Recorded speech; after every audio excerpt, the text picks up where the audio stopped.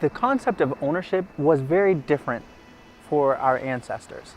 So we call these the common lands because there were particular areas that, just as the name says, were held in common. The resources were available to anyone who needed to avail themselves of those resources.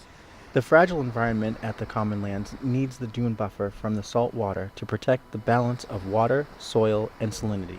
This area is very important to our people culturally, and it hosts some of the few naturally occurring cranberry bogs in the state, as well as a number of endangered and threatened plant species. Well, today we have a volunteer effort to replant this renourished section of Lobsterville Beach with native beach grass. So this section of beach was really devastated by Hurricane Sandy in 2012.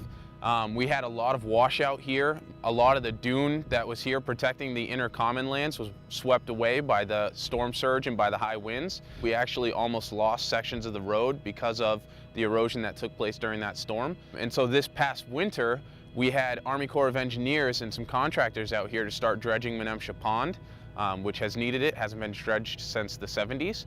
And the spoils from that dredge were actually pumped via a single line from the dredge itself all the way up here to this section of beach to help renourish and transplant sand here to restabilize and recreate some dunes that were lost. We have 19,000 stems. The species is American beach grass, typically found in this area, which helps to stabilize the sand in the dunes. Each planting hole gets 2 stems, so we have about 9,500 holes to make to go ahead and plant. We have a section, I would say roughly 500 to 600 feet in length. We plant the grass nice and low because their root system tends to grow wide, not deep, and that's what helps create that really stable coverage on the top layer of sand, which keeps everything in place. So that's sort of the goal for today, is hopefully to get all 19,000 of those stems in the ground. We've been planning this project for a while, but just in the recent weeks that we've really been putting this project out there through social media, through intertribal sources, and just through word of mouth.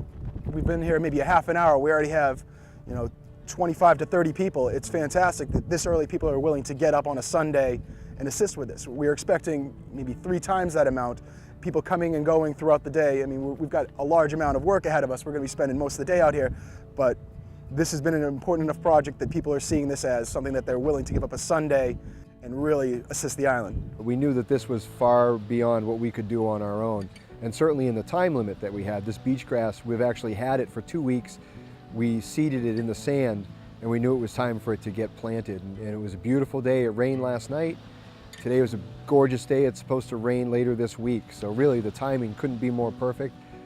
The numbers are somewhere around 70 or more that showed up for this event. The Martha's Vineyard the football team showed up, which was wonderful.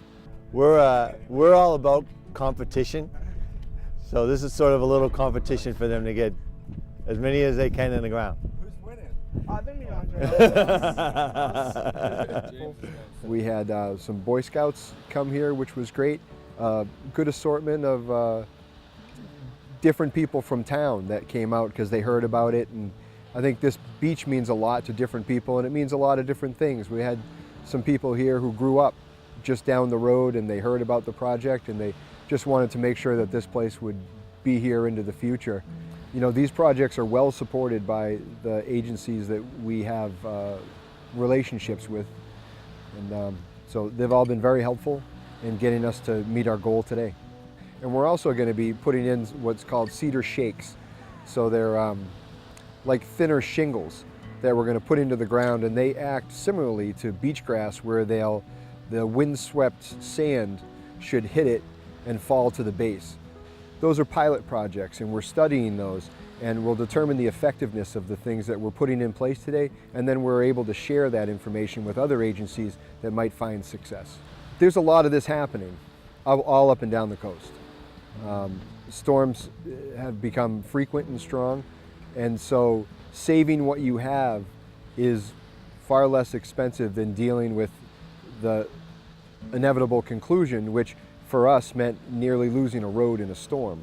I want to express our gratitude for the assistance that was rendered in order to protect this piece of our homeland. Your help was a vital part of making this planting effort a success. We couldn't have done it without you. Katapa Tanamu. Thank you all.